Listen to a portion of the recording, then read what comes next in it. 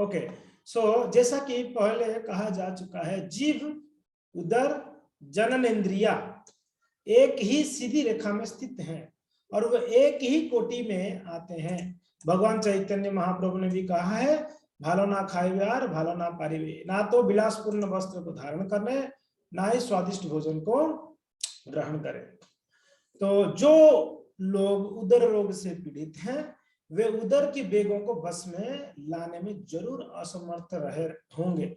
कम से कम इस विश्लेषण से तो यही लगता है, जब हम आवश्यकता से अधिक खाना चाहते हैं तो हम जीवन में स्वतः अनेक असुविधाओं को जन्म देते हैं। जो ज्यादा खाना चाहता है, ज्यादा बीमारी पैदा होता है उसके शरीर में। किंतु यदि हम एकादशी, जन्माष्टमी जैसे दिनों में उपवास अगर रखें तो हम उदर की आवश्यकताओं पर अंकुश लगा सकते हैं। और जहां तक जननेंद्रियों की वेगों का संबंध है, वे दो तरह के हैं। क्या क्या है? एक तो उचित और एक अनुचित, अथवा वैध और एक अवैध। यह हमने चर्चा किया था। जब मनुष्य ठीक से सयाना हो जाए तो वो शास्त्रों के विधि विधानों के अनुसार विवाह कर सकता है और अपनी जननेंद्रियों का उपयोग उत्तम संतान उत्पन्न करने के लिए कर सकता है। यह वैध तथा धार्मिक है। अन्यथा वह किसी प्रकार के नियंत्रण के बिना अपने काम वासनाओं की तृप्ति के लिए अनेक कृत्रिम साधनों का प्रयोग करता रहेगा। जब कोई अवैध विषयी जीवन में, जैसे कि शास्त्रों में इसकी परिभाषा दी गई, उसके विषय में चिंतन, योजना बनाना, चर्चा करना या वास्तविक संभव करना या कृत्रिम साधनों से काम तृप्ति में लिप्त होता है, तो वह माया के जाल में फंस जाता है। ये आदेश न केवल गृहस्थों पर लागू है, अपितु त्यागियों पर भी। या हमने ये भी चर्चा कर लिए थे। ठीक है जी। तो इसको थोड़ा सा रिकैप करते हैं। तो भक्तियान सरस्वती ठाकुर कहे हैं कि कैसे भी हो, चिंतन में हो, मनन में हो, दर्शन में हो या श्रवण में हो, अगर किसी काम इच्छा, यानी कोई स्त्री पुरुष के बारे में या कोई पुरुष स्त्री के बारे में अगर चिंतन करते हैं, काम वासनाओं के ऊपर चिंतन करते हैं, तो वो क्या है, एक प्रकार का इंद्रिय नियंत्रण में नहीं जाएगा। वो अपने उसको अवैध माना गया, अधर्म, धर्म नहीं हो, अधर्म माना गया है कि नहीं है। अगर धर्म यानी वो उसका एक समय होता है। जैसे ब्रह्मचर्य है, 25 सालों तक एक व्यक्ति अपने ब्रह्मचर्य जीवन में रहता है, गुरुकुल में रहता है। उसके बाद 25 साल के बाद अगर वो चाहे तो गृहस्थ आश्रम को स्वीकार करता है, और उसके बाद 50 साल तक वो गृहस्थ आश्रम में रहता है।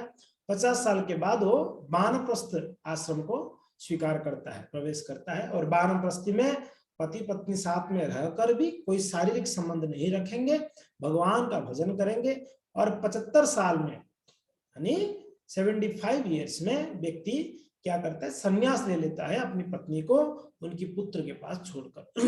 ठीक है जी, ये नियम है। पर अभी समय के अनुसार हमको डिवाइड करना चाहिए। मान लीजिए हम 100 साल जीते हैं तो ठीक है, 25-25-25-25। अगर हम 50 साल ही जिएंगे तो कितना हो जाएगा? 15 भी नहीं, 12-13 होगा। हाँ, अगर 60 साल जीते हैं तो आप मान लो कि 15-15 हो सकता है। तो ऐसा डिवाइड करते हैं। तो अभी का जो एज का जो एवरेज है, आई थिंक 65 या 60 to 70 एज का एवरेज है।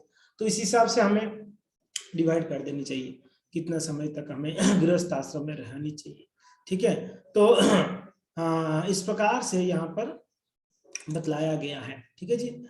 तो फिर निष्कर्ष क्या है? निष्कर्ष तो ये निकला है कि जो कोई वाणी, मन, क्रोध और जीव, उदर तथा जननेंद्रिय, ये 6 को बस में कर सकता है, उसे स्वामी या गोस्वामी कहा जा सकता है। ठीक है। तो कोई आपको प्रश्न आ सकता है, हम जब एग्जाम करेंगे, कि स्वामी या गोस्वामी किसको कहेंगे, तो आपको ये याद रखना है कि जो अपनी वाणी को, मन की, क्रोध को, जीव को, उदर, जननेंद्रिय की इच्छाओं को, इच्छा वेगों को बस में कर लेता है, वो व्यक्ति स्वामी है या गोस्वामी है। ठीक है जी। स्वामी का अर्थ क्या है? मालिक। ठीक है।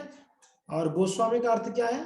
गो का अर्थ है इंद्रियां, स्वामी का अर्थ है स्वामी। यानी गोस्वामी का अर्थ है जो अपने इंद्रियों का स्वामी, उसको गोस्वामी कहते हैं। जब कोई संन्यास ग्रहण करता है तो वह स्वतः स्वामी की उपाधि धारण कर लेता है। इसलिए हमारे इस्कॉन में जो सन्यासी हैं उनको क्या कहते हैं?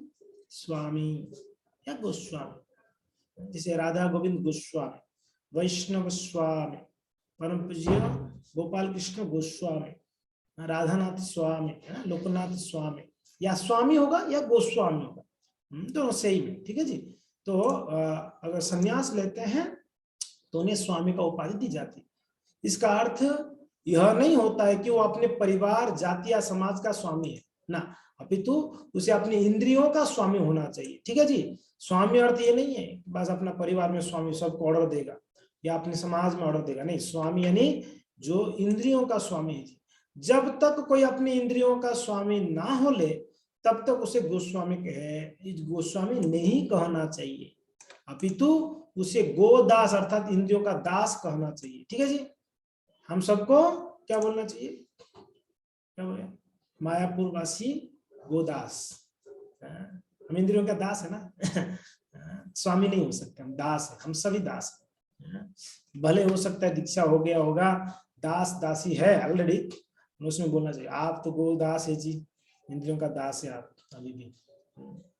तो हम सभी क्या स्थिति में? इंद्रियों की बस में है, इंद्रियों को बस में नहीं किया हम लोगों।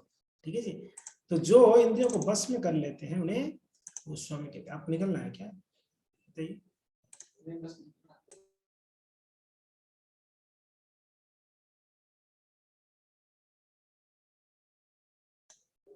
ठीक है।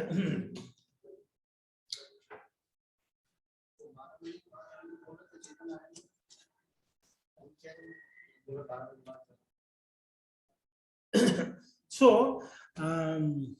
ठीक है जी।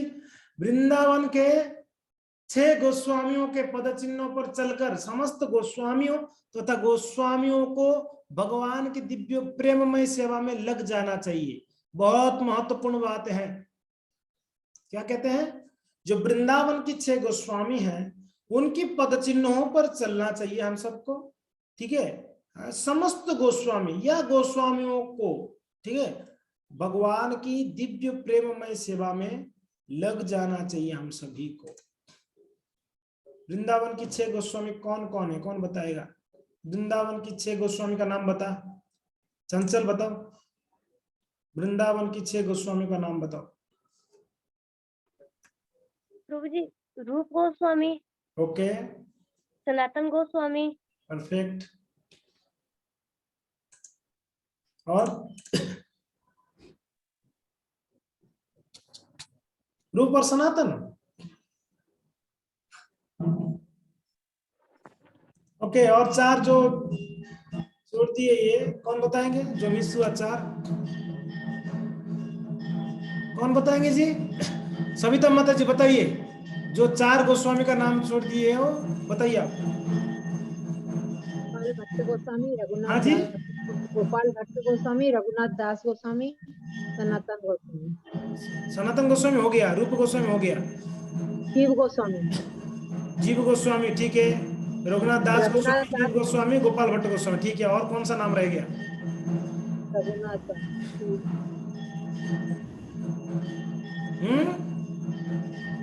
यही है सर। यही है। मीन्स 6 गोस्वामी नहीं है, 5 ही गोस्वामी है जी। ठीक है जी। नहीं, 6 हैं प्रभु नहीं जी। 6 क्या? तो एक नाम बताइए। रघुनाथ दास और रघुनाथ भट्ट 2। अच्छा ओके, रघुनाथ दास और रघुनाथ भट्ट ठीक है, 2 हो गया। और हाँ, और जीव गोस्वामी, ठीक है, एक और है कौन सा? जीव गोस्वामी, सनातन को सनातन, और 3 क्या क्या है? रूप सनातन भट्ट रघुनाथ, रूप सनातन ठीक है। और गोपाल दास और गोपाल। कौन बताएगा 6 का 6?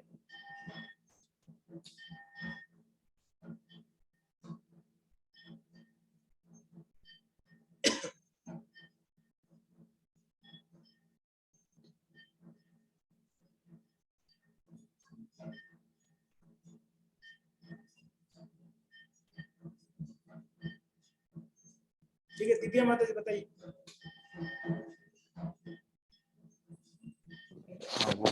जीव गोस्वामी, सनातन गोस्वामी, रघुनाथ दास भट्ट गोस्वामी, एक सेकंड, रघुनाथ दास गोस्वामी, जीव गोस्वामी, रूप गोस्वामी, सनातन गोस्वामी, गोपाल भट्ट गोस्वामी और रघुनाथ दास। क्या गड़बड़ा रहे हो?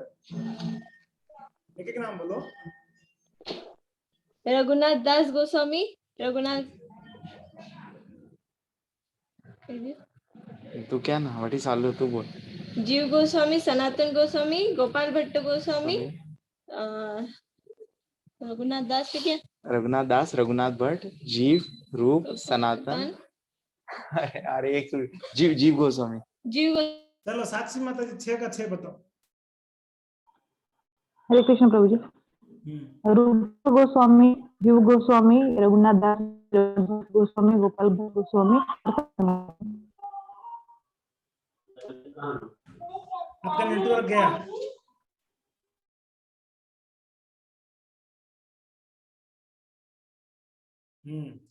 चलो चल रहे आराध्या, तू ही बोल चल। रूप गोस्वामी, सनातन गोस्वामी, रघुनाथ गोस्वामी, जीव गोस्वामी, कृष्णा दास गोस्वामी, नरोत्तम गोस्वामी, नरोत्तम गोस्वामी कहाँ आ गए? सड़ गोस्वामी में। हाँ, कृष्णदास कविराज गोस्वामी कहाँ आए सड़ गोस्वामी में? चार ठीक बोली तू। कृष्ण गोस्वामी ना, कृष्ण गोस्वामी नहीं है, गलत है। तो मम्मी गाइड कर रही है तो मम्मी गलत बोल रही है, इसका मतलब। हाँ, मम्मी गाइड कर रही है ना वहां पास में। हाँ, तो मम्मी गलत बोल। ओके जी, 6 का 6 कोई नहीं बोल पाया। क्या आप लोग चैतन्य महाप्रभु के फॉलोअर्स बनेंगे? हाँ क्या पद्मा माता जी बताइए तो। हरे कृष्णा प्रभु जी, दंडवत प्रणाम। बोलिए। श्री रूप रघुनाथ भट्ट, श्री रूप सनातन भट्ट रघुनाथ, श्री जीव गोपाल भट्ट दास रघुनाथ। सुपर। तो ये आप भजन याद कर लो। तो अभी अब एक एक नाम बताओ पूरा। रूप गोस्वामी, सनातन गोस्वामी, ऐसे करके बोलो। हाँ, श्री रूप गोस्वामी, श्री रूप गोस्वामी, सनातन गोस्वामी, रघुनाथ दास गोस्वामी, रघुनाथ भट्ट गोस्वामी, गोपाल भट्ट गोस्वामी, जीव गोस्वामी। Super, very good. तो ये हो गया 6 ना? गोस्वामी। हाँ, हो गया हो गया। और कोई गोस्वामी है तो बोलिए। और कोई है क्या आपके ध्यान में? नहीं, ठीक है। तो 6 गोस्वामी, ठीक है जी। 6 गोस्वामी का नाम सभी को याद होनी चाहिए। कम से कम नाम तो याद करो, उनका जीवनी याद है कि नहीं, नाम तो याद करो जी। हाँ। वाह भाई, आप लोग को तो सिर्फ अभी क्लास बंद करके सिर्फ ये सब सिखाना पड़ेगा। ये सारा चीजें सिखाना पड़ेगा, मुझे ऐसा लग रहा है। क्लास होते जा रहा है, सब भूलते जा रहे हो। 6 गोस्वामी का नाम याद नहीं है, बड़े आश्चर्य की बात है। दीक्षा लेने वाले आप लोग नहीं, गोस्वामी का नाम याद नहीं है, दीक्षा लोगे, भूल जाओ दीक्षा के बारे में, भूल ही जाना। ठीक है जी, भूल ही जाना कि मुझे दीक्षा लेना है। ठीक है, वेरी गुड। सो प्रभुपाद जी यहाँ पर तात्पर्य में कहते हैं, वृंदावन की जो 6 गोस्वामी है, उनकी पद चिन्हों में चल के हमें भगवान की दिव्य प्रेममय सेवा में लग जाना चाहिए। टाइम नहीं है हमारे पास, जल्दी से जल्दी लग जाना चाहिए।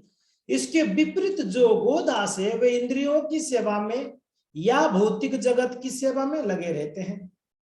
उनके पास कोई अन्य कार्य ही नहीं है। अगर भगवान का सेवा नहीं करे तो किसका सेवा करेगा? हाँ जी, किनका सेवा करेंगे? अपनी इंद्रियों का सेवा करेंगे, है कि नहीं? अगर इंद्रियों से भगवान का सेवा नहीं करता है तो वो क्या करेगा? अपनी इंद्रियों की सेवा में लग जाएगा। इंद्रिया बोलेगा ये खाना है तो खिलाएगा, ये सुनना है तो वो सुनाएगा। प्रहलाद महाराज ने गोदास का और अधिक वर्णन अदंत गो के रूप में किए हैं, जो ऐसे व्यक्ति का सूचक है जिसकी इंद्रियां संयमित नहीं है। ऐसा आदंत गो कृष्ण का दास नहीं बन सकता। श्रीमद् भागवत में प्रहलाद महाराज जी कहते हैं, मतिर्न कृष्णे परतः सुतो वा मितो विपद्येत गृहव्रतानाम अदंत गोवीर विशतम तमिस्त्रम पुनः पुनर्सर्वित चर्वणानाम। अद्भुत श्लोक है, बहुत अद्भुत श्लोक है। प्रहलाद जी क्या कहते हैं? मतिर्न कृष्ण परतो सतो वा, जिन लोगों ने अपनी इंद्रियों की तृप्ति के लिए इस भौतिक जगत में अपना अस्तित्व बनाए रखने का निश्चय कर लिया है, उनके लिए ना तो निजी प्रयास से, ना अन्यों के उपदेश से, ना ही सभाओं से या कृष्ण भावनामृत होने की कोई संभावना है। वे बिना लगाम वाली इंद्रियों के द्वारा अज्ञान की गहन क्षेत्र में खींचे जाते हैं और इस प्रकार के एक बार चबाए हुए को पुनः पुनः चबाने में उन्मत्त होकर लगे रहते हैं। अद्भुत श्लोक। क्या कह रहे हैं? जो व्यक्ति अपनी इंद्रिय तृप्ति में लगा रहता है, उसने इस भौतिक जगत में अपना अस्तित्व बनाए रखने का निश्चय कर लिया है कि मुझे यही संसार में, जो भोगी है वो कभी नहीं चाहेगा कि मैं भगवत धाम जाना है। यही क्या करना होगा जाके, यहाँ ठीक है, भोग करने को मिल रहा है यहाँ पर ना। वो भोग कहा गया है, भोगी रोग भयापह। जो भोगी है ना, बड़ा रोगी भी रहता है। भोगी व्यक्ति ज्यादा रोगी रहते हैं जी। और त्यागांत शांतिम अनंतरम, जो व्यक्ति त्यागी है, जो व्यक्ति त्यागी है, विरक्त है, शांति को अनुभव करता है। जो अपनी इंद्रियों की विषयों को त्याग दिया है, नियंत्रण कर लिया है, वो परम शांति का अनुभव करता है। परम शांति का अनुभव करता है। तो ये कहा गया है कि वो अपने निजी प्रयास से या अन्य कोई उपदेश से कृष्ण भावनामृत तो हो ही नहीं सकता है। मीन्स इस श्लोक में प्रहलाद महाराज सीधी सीधी बात कहते हैं, इंद्रिय भोग एक तरफ कृष्ण भक्ति है। अगर आप दोनों करना चाहोगे नहीं हो पाएगा, संभव ही नहीं है। सीधी सीधी बात है। अगर आप कृष्ण भक्ति करनी है तो इंद्रिय भोग को त्यागनी पड़ेगी जी।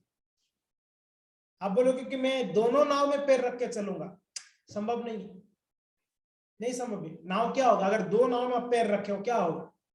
डूबोगे, डूब जाएंगे।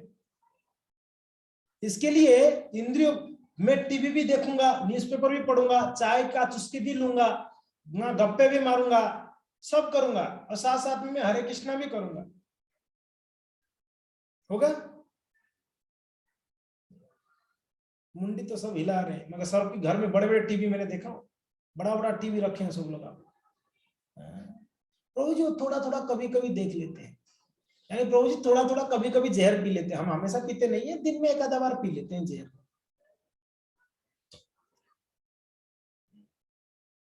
अगर सच में कृष्ण भावनामृत में प्रगति करना चाहते हैं आप लोग, टीवी देखना आज से बंद कर दो। टीवी देखना आज से ही बंद कर दो, प्रण ले लो, टीवी को देखना ही नहीं है। प्रभु जी घर में है, आंखों में तो आता ही है ना, ये सब बहानाबाजी, ऐसा कुछ नहीं है। आंखों में कहाँ क्यों आएगा? आप अपना काम करो, पढ़ाई करो। अगर आपकी बस चलता है घर पे तो टीवी को हटा दो, पहली बात। तो अगर आपका चलता है घर पे, नहीं चलता है, मतलब मेरा नहीं चलता है घर पे, तो कोई बात नहीं, टीवी रहने दो, उसमें देखो ही मत। एक तो टीवी हो गया, दूसरा आपको पता है टीवी देखने वाले को व्यभिचार बोलते हैं। व्यभिचार क्या बोलते हैं उसको? व्यभिचार है।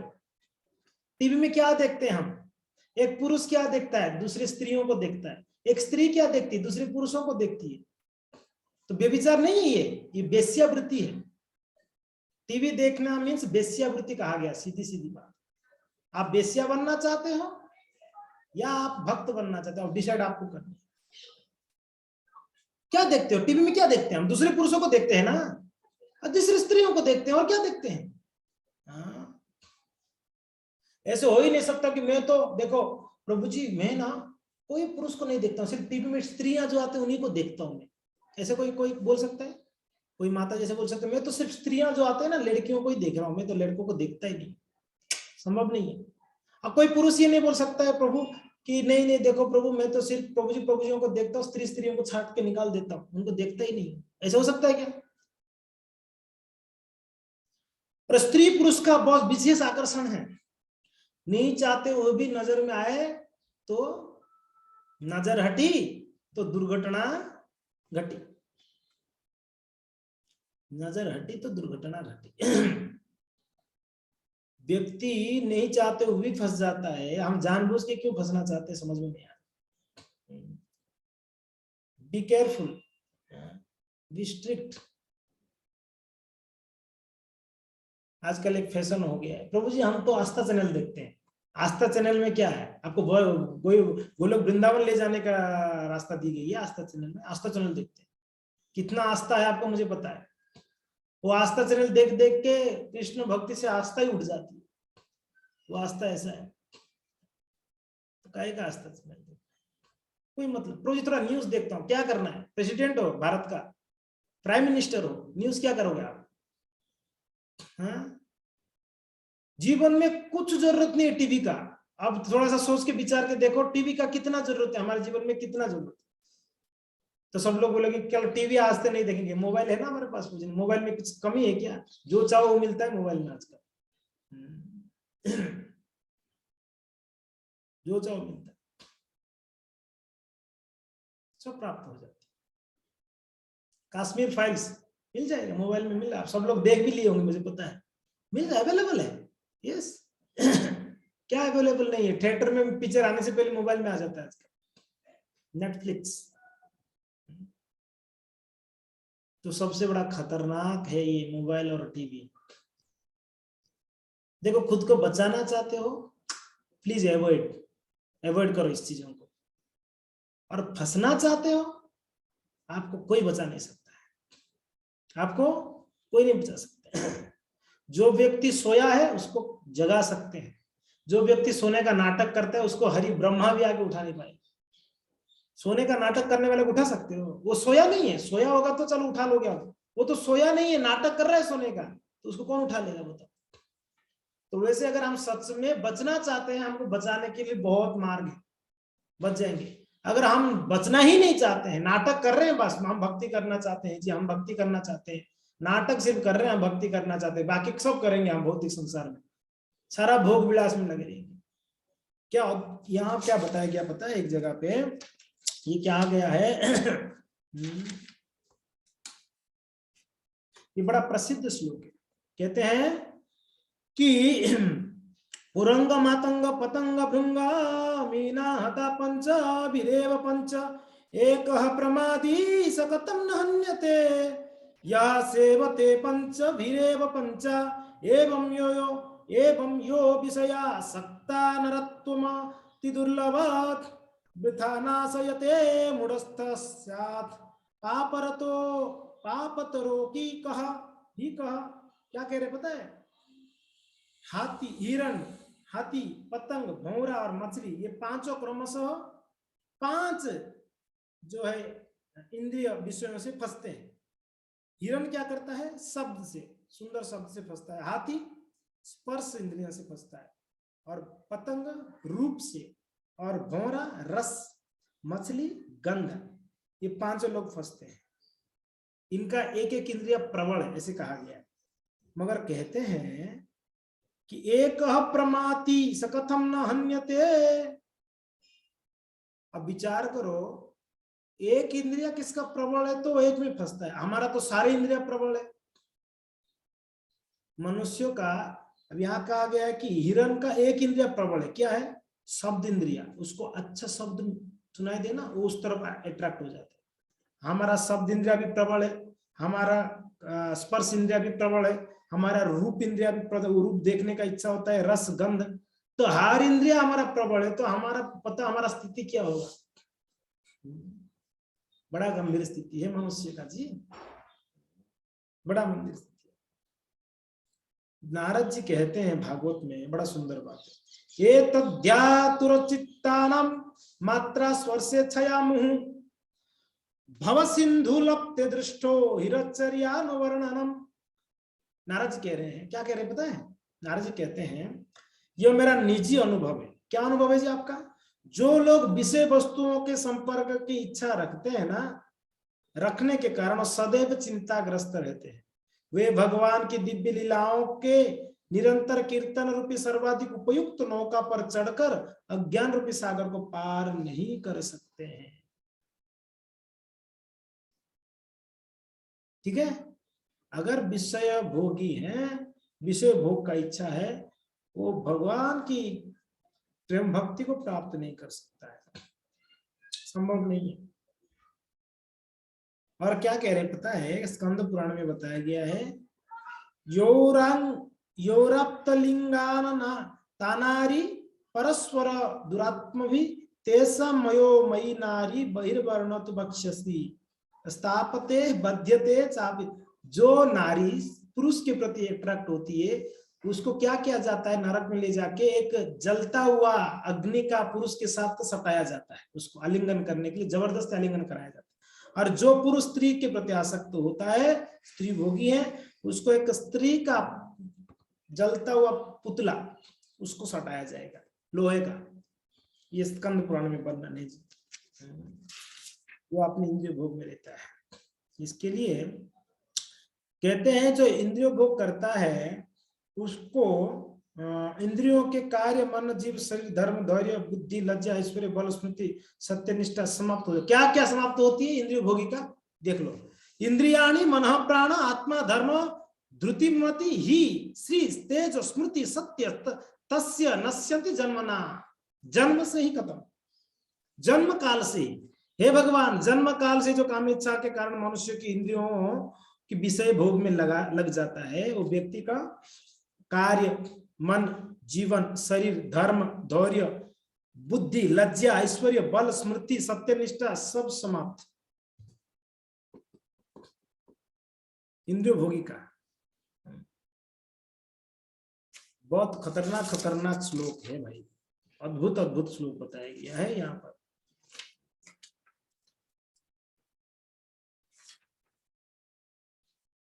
हाँ,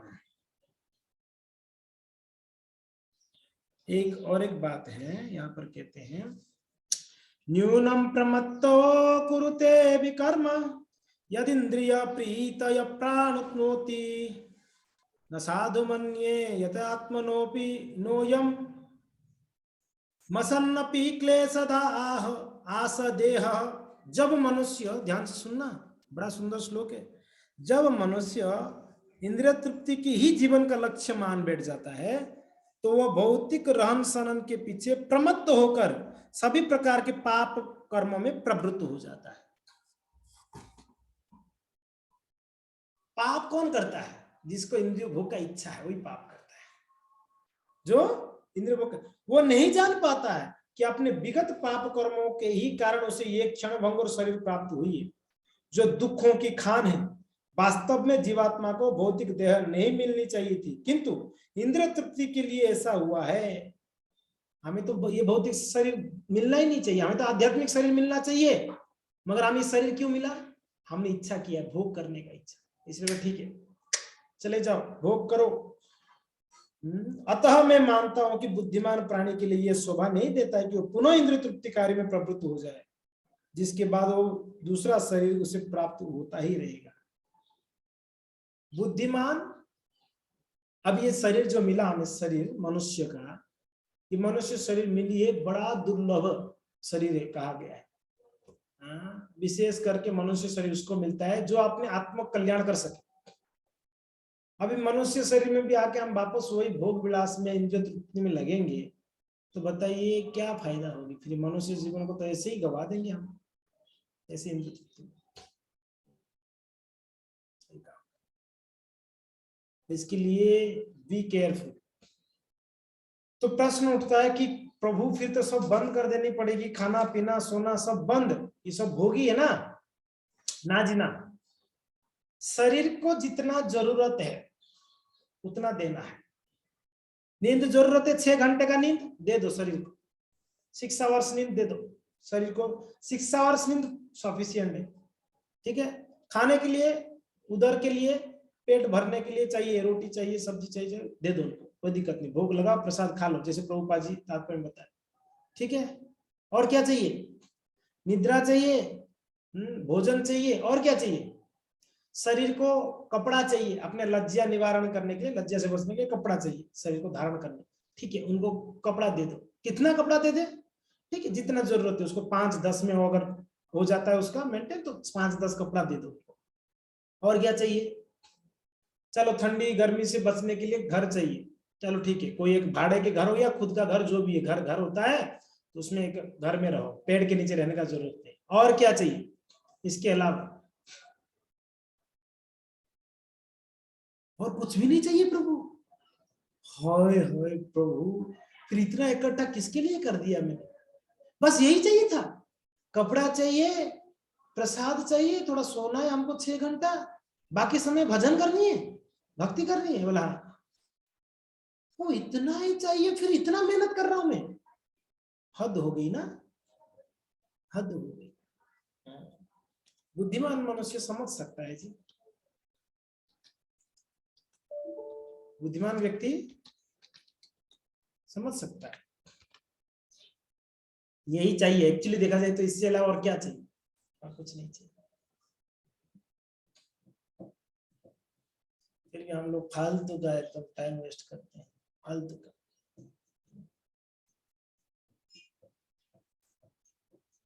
सरल जीवन यापन करना है, प्रसन्न रहनी है, टेंशन बाजी से जीना नहीं है। और जो व्यक्ति ये सोच लिया जीना यहाँ मरना यहाँ, इसके बिना जाना कहाँ, वो गया, उसका जीवन में कुछ नहीं होना। जो सोच लिया कि जीना भी है मरना भी है, इसके जीवन कहीं नहीं जाना है, वो उसका जीवन में कुछ होना नहीं।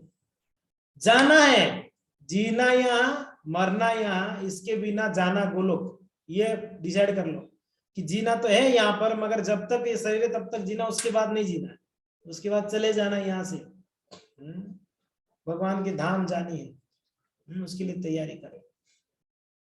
जो भी कार्य करते जीवन में उस कार्य को अच्छे से करो। भक्ति का कार्य बोल रहा, भौतिक संसार में अच्छे से नहीं भी करोगे कोई कुछ नहीं होगा, तो क्या हो जाएगा, कोई ज्यादा प्रॉब्लम नहीं हो जाएगा। भक्ति का कार्य जितना करते हो, स्वल्पम अप्यस्य धर्मस्य, थोड़ा कर रहे, 16 माला ही कर रहे हैं ना हम, बहुत ज्यादा नहीं कर रहे, 16 अच्छे से करो।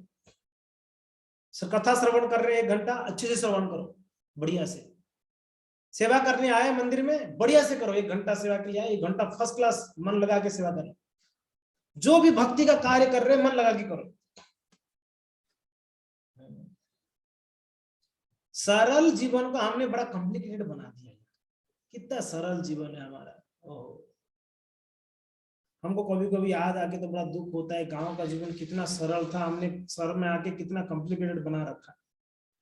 ना ये चाहिए ना ये चाहिए, और चाहिए ही चाहिए। जितना हम फैसिलिटी मिलने के बाद भी हम और हैंकरिंग है, और चाहिए और चाहिए और चाहिए। ये शहरी जीवन है। गांव का जीवन में हमने देखा है, हमने 12वीं तक पढ़ा गांव में, उसके बाद बम्बई आया, तो 12वीं तक हमने कोई चाहिए नहीं थी। घर में कभी हमने डिमांड नहीं किया था कि ये चाहिए वो चाहिए वो चाहिए, कभी नहीं। आज की बच्चों का डिमांड देख लो, माता पिता चकरा जाता है सर बच्चों का डिमांड देख।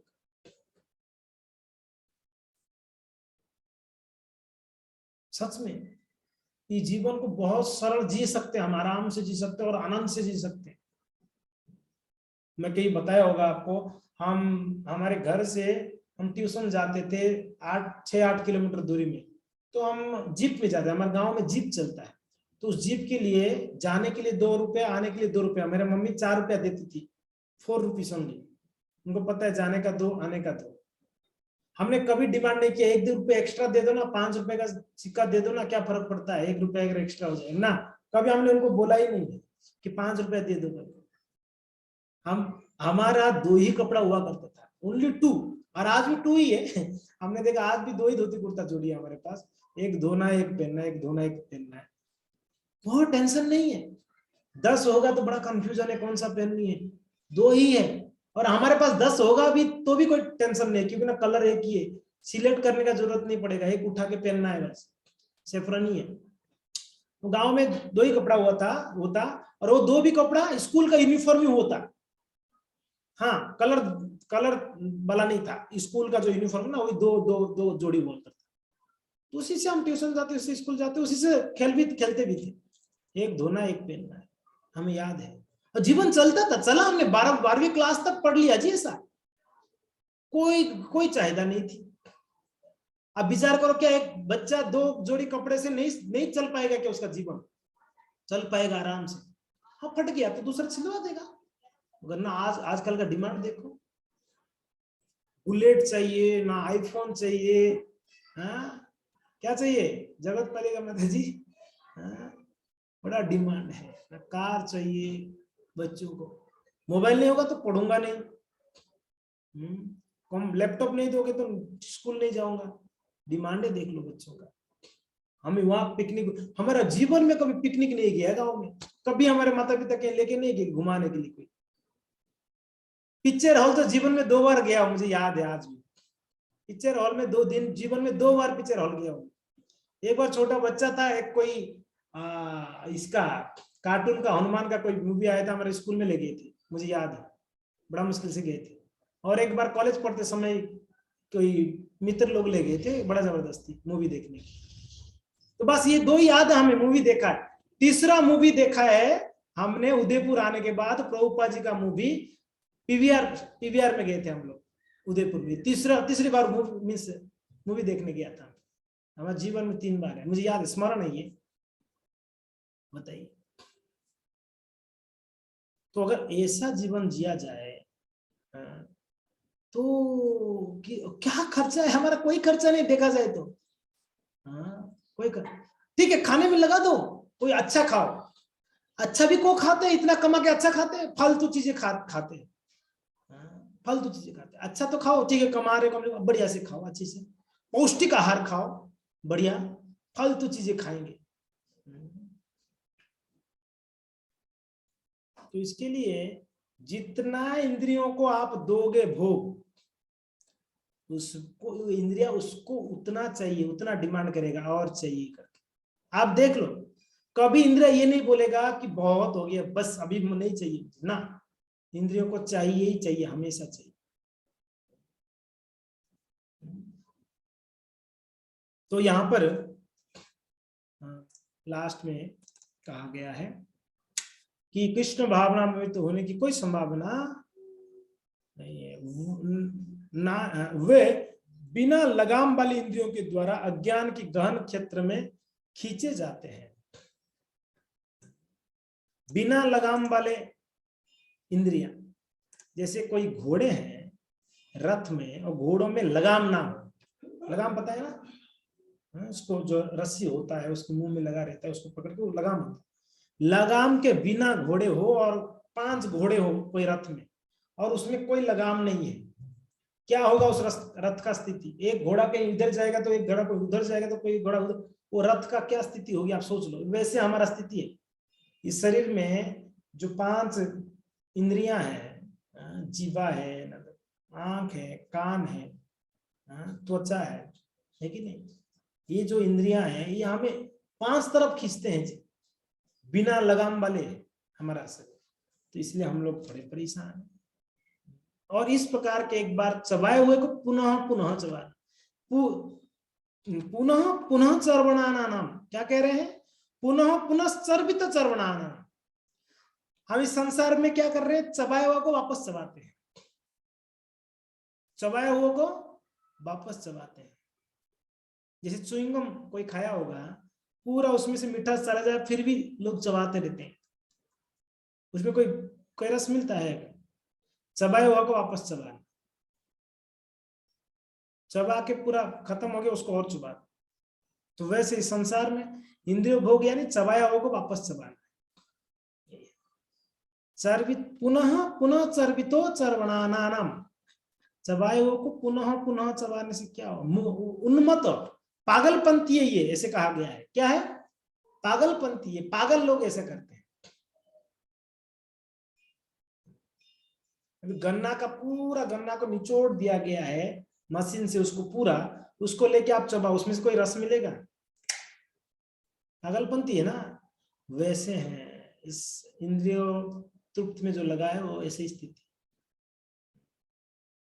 तो इसके लिए अगर सच में गोस्वामी बनना चाहते हैं तो आपको 6 वेगों को डेफिनेटली नियंत्रण करना चाहिए, पक्का। कौन सा? वाणी का वेग, ठीक है जी, मन का वेग, क्रोध की वेग, जिह्वा वेग, उदर वेग, उपस्थ वेग। 6 वेगों को नियंत्रण कर ले, बढ़िया भक्त हो, भक्त बन सकते हैं। ये तो क्या बोलते हैं, क्या कहते हैं ना, ये पहला कदम है भक्ति में, 6 इंद्रियों को नियंत्रण करना, 6 वेगों को, ये पहला कदम। ये अगर वेगों को नियंत्रण किया जाए तो भक्ति करने के लिए आपको मार्ग सुगम हो जाएगी। हम भक्ति नहीं कर पाते, इसी ये एक कारण है ना, इंद्रिय हमको अलग अलग तरह से खींच लेते हैं।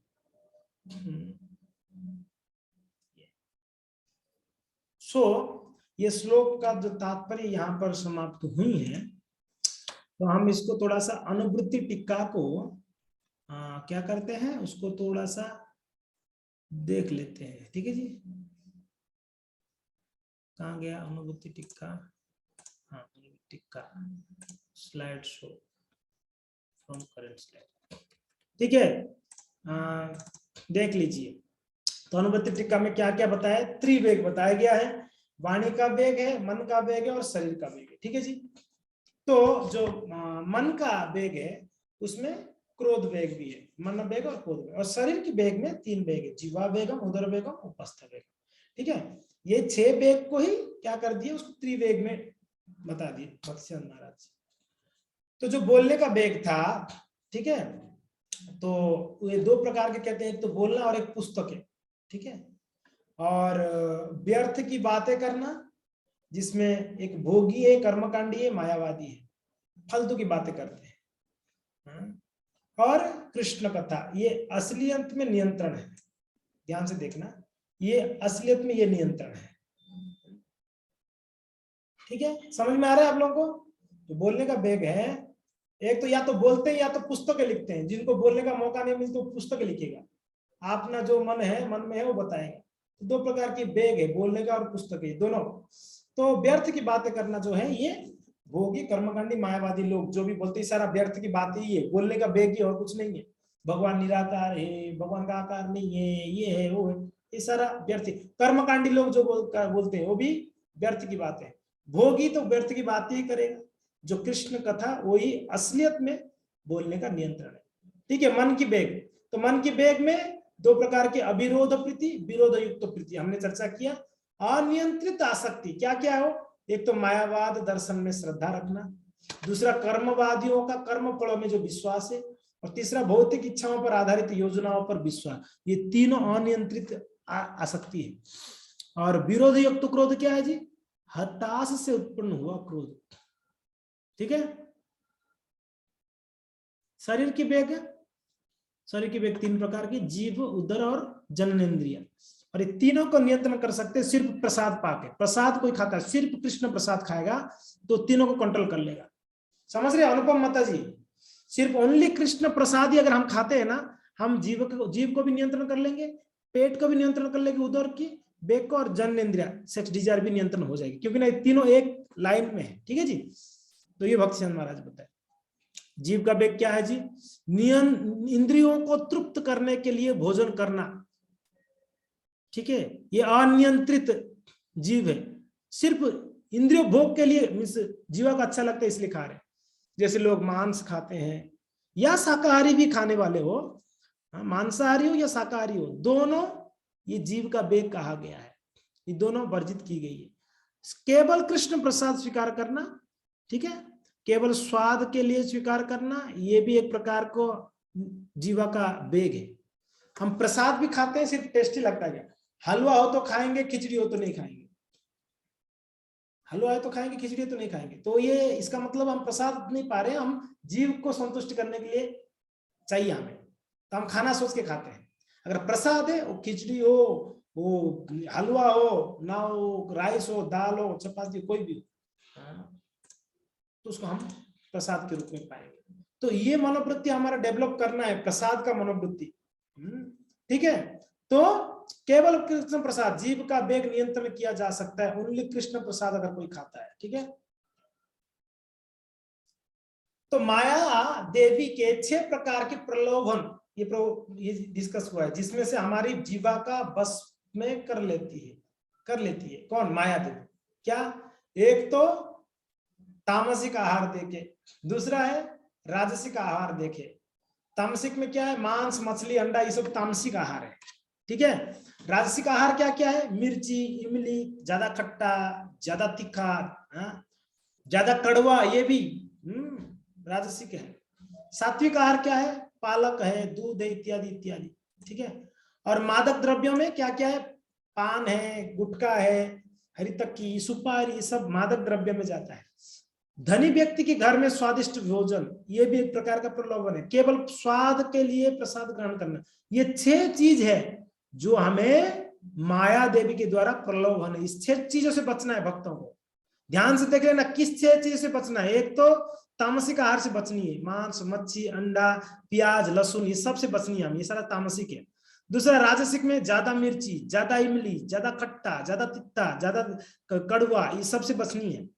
सात्विक भोजन, पालक, दूध इत्यादि, ये सात्विक भोजन से भी बचना है।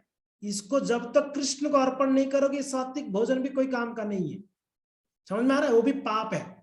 मादक द्रव्य, ये पान मसाला, ये क्या है, दारू इत्यादि इत्यादि इत्यादि, सिगरेट है, यहाँ तक कि चाय कॉफी, इससे भी बचनी है। ये मादक द्रव्य में जाता है, चाय कॉफी भी, ध्यान रखना।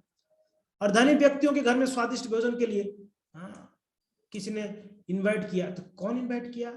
अरे वो प्रभु जी का, अच्छा वो प्रभु जी तो अच्छा भोजन बनाएंगे, क्योंकि ना बड़ा अमीर प्रभु जी हैं, उनके घर पे खूब अच्छा व्यंजन होगा, उनके घर पे जाना चाहिए कीर्तन में। और जो गरीब है, इनके घर पे जाएंगे तो कीर्तन में कुछ खिलाएंगे नहीं, बूंदी दे देंगे ना, थोड़ा खिचड़ी दे देंगे, इनके घर कौन जाएगा?